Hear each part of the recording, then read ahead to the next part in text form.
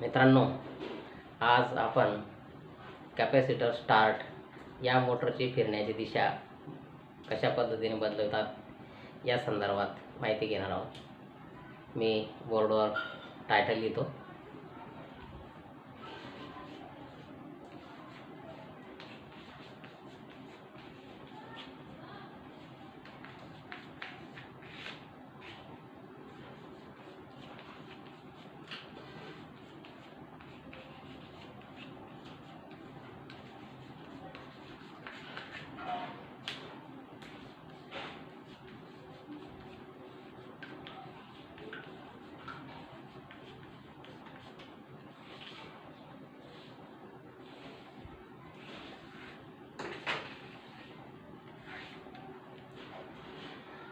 ज्या ठिकाणी वारंवार मोटरची फिरण्याची दिशा बदलावी लागते अशा ठिकाणी कॅपॅसिटर स्टार्ट मोटरचा उपयोग करतात। इंडस्ट्रीजमध्ये छोट्या छोट्या स्मॉल स्केल इंडस्ट्री असतील, प्रिंटिंग प्रेस वगैरे, रसवंती मशीन असेल, तुमचं एखादी ग्राइंडिंग मशीन असेल, ज्या ठिकाणी मोटरची फिरण्याची दिशा तुम्हाला वारंवार बदलावी लागते, क्लॉकवाईज आणि अँटी क्लॉकवाईज अशा ठिकाणी, आणि जिथे स्टार्टिंग टॉर्कची आवश्यकता जास्त असते अशा ठिकाणी आपण कॅपॅसिटर स्टार्ट मोटरचा उपयोग करतो। तर या मोटरची फिरण्याची दिशा बदलण्यासाठी एक स्विच येतो ज्याचं नाव आहे TPDT स्विच। TPDT स्विच याचा फुल फॉर्म आहे बघा, T for triple, P for pole, D for double आणि T for throw. TPDT switch, triple pole double throw switch, म्हणजे यामध्ये 3 पोल असतात आणि त्याला आपण थ्रो म्हणजे फेकणे असा इथं अर्थ घ्यायचा नाही, तर थ्रो म्हणजे त्याची आपण दिशा बदलवणे किंवा मागे आणि पुढे करणे असा इथे थ्रोचा अर्थ घ्यायचा आहे। तर आता हा स्विच कसा असतो, याच्यामध्ये किती टर्मिनल असतात, त्याच्यामध्ये अंतर्गत वायरिंग कशा प्रकारची असते, मी अगोदर तुम्हाला तो जो स्विच आहे त्या स्विचचे डायग्राम तुम्हाला बोर्डवर काढून दाखवतो।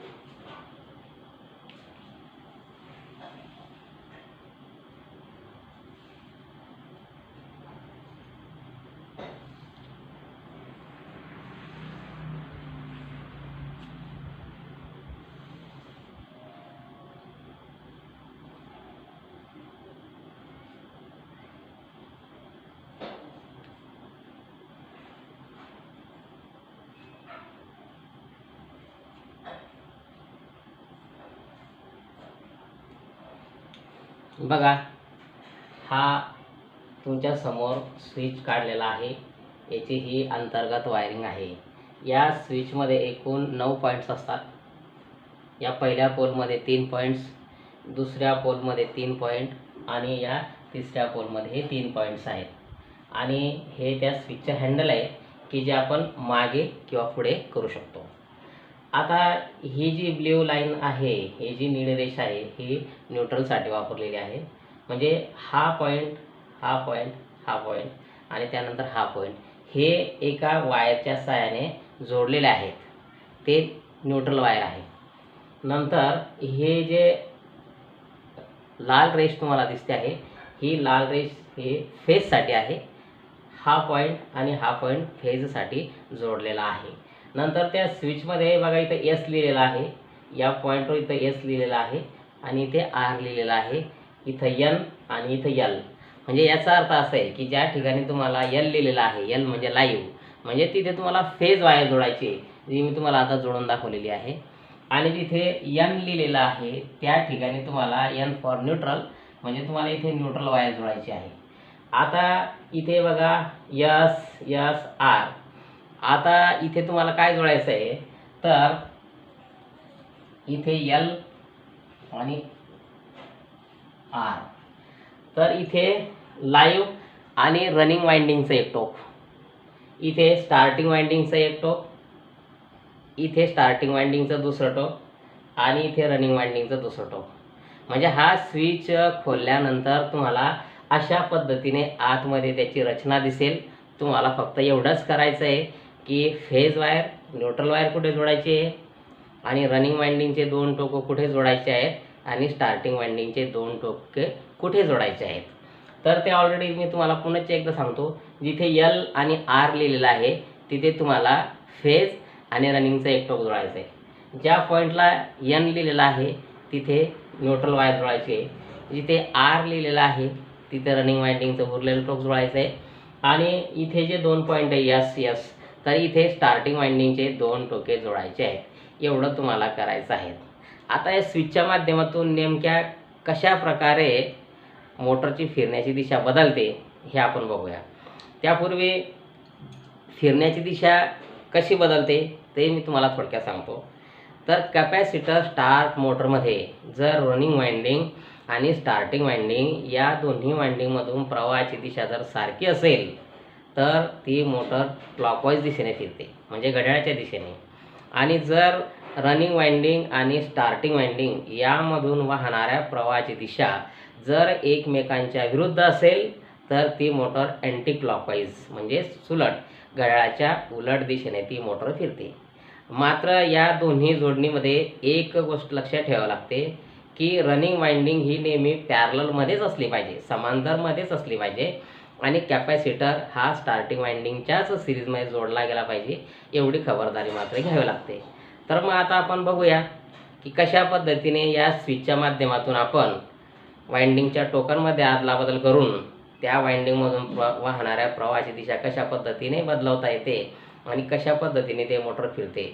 यानंतरची पुढील डायग्राम आपण आता प्रत्यक्ष या स्विचच्या पॉईंटला वाइंडिंगची टोके कशी जोडतात ती डायग्राम बघू आणि त्यानंतर मग त्यामधून वाहणाऱ्या प्रवाहाची दिशा कशी असते ते समजावून घेऊ.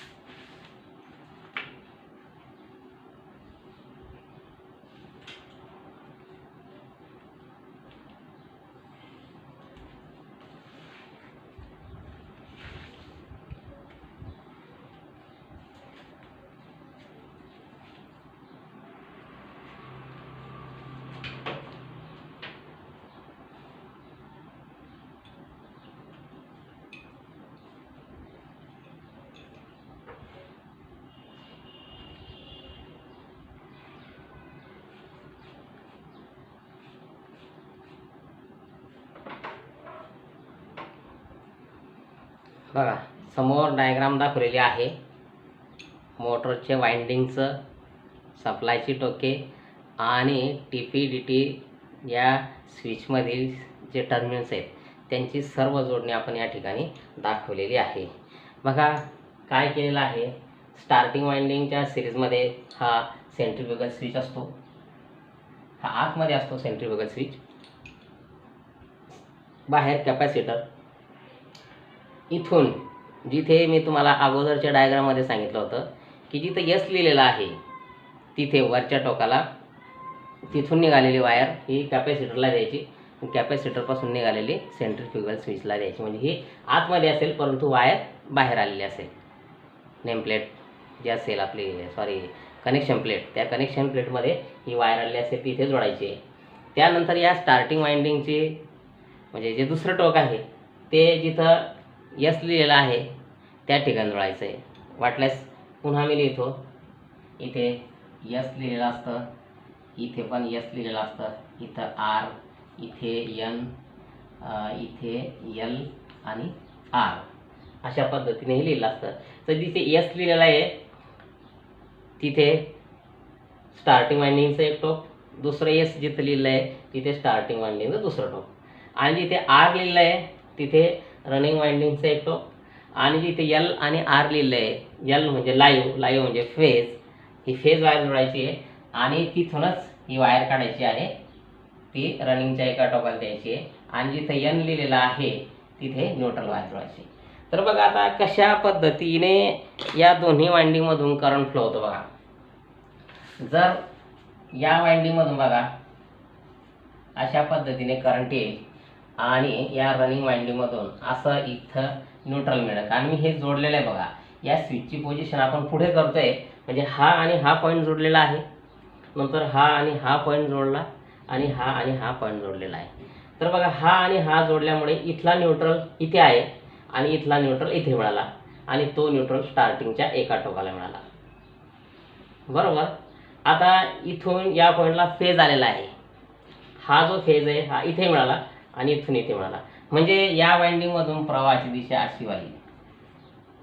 बघा फेज इकडनं रनिंग वाइंडिंगला मिळतो आणि इकडनं न्यूट्रल मिळतो, म्हणजे या वाइंडिंगमधून प्रवाहाची दिशा फेजकडून न्यूट्रलकडे म्हणजे अशा दिशेनं राहील. आणि इथे स्टार्टिंग वाइंडिंगमध्ये हा जो फेज आहे हा या एस पॉईंटला मिळाला आणि इथून इथे मिळाला फेज, आणि इकडनं जो आहे तो इकडनं हा न्यूट्रल मिळतो आहे, म्हणजे या वाइंडिंगमधून प्रवाह या दिशेनं वाहते. आता या ठिकाणी काय होतंय बघा, दोन्ही वाइंडिंगमधून प्रवाहाची दिशा हे एकमेकांच्या विरुद्ध आहे. रनिंग वाइंडिंग आपली पॅरललमध्ये जोडलेली आहे, हा कॅपॅसिटर सेंट्रीफ्युगल स्विच हे स्टार्टिंग वाइंडिंगच्या सिरीजमध्ये जोडलेलं आहे, हे तुमच्या लक्षात आलेलं असेलच. मग ज्या वेळेला दोन्ही वाइंडिंगमधून प्रवाहाची दिशा एकमेकांच्या विरुद्ध वाहते त्यावेळेला ही मोटर जी आहे ही मोटर त्यावेळेला अँटी क्लॉकवाईज फिरते. कशी फिरते ही? अँटी क्लॉकवाईज, म्हणजे घड्याळाच्या विरुद्ध दिशेने. अशा पद्धतीने आपल्याला या स्विचच्या माध्यमातून ही मोटर आता अँटी क्लॉकवाईज फिरवता येईल. आता यानंतर आपल्याला ही मोटर क्लॉकवाईज फिरायची आहे, म्हणजे घड्याळाच्या दिशेने फिरवायचे आहे. तर काय करावं लागेल, या स्विचची जी पोझिशन आहे मी ते हँडल दाखवलेलं नाही. आता ही स्विचची पोझिशन आपण इकडे केलेली आहे, इकडे केलेली असल्यामुळे हे पॉईंट जोडले गेले. आता या स्विचची पोझिशन आपल्याला या साईडला करायची आहे. आता या स्विचची पोझिशन या साईडला केल्यामुळे काय होईल, हे जे जोडलेले पॉईंट होते यांचं कनेक्शन तुटेल आणि नंतर हे नवीन कनेक्शन तयार होईल. बघा मी तुम्हाला आता दाखवतो. आता नवीन कनेक्शन कसं तयार होईल, तर या स्विचची पोझिशन इकडे केल्यानंतर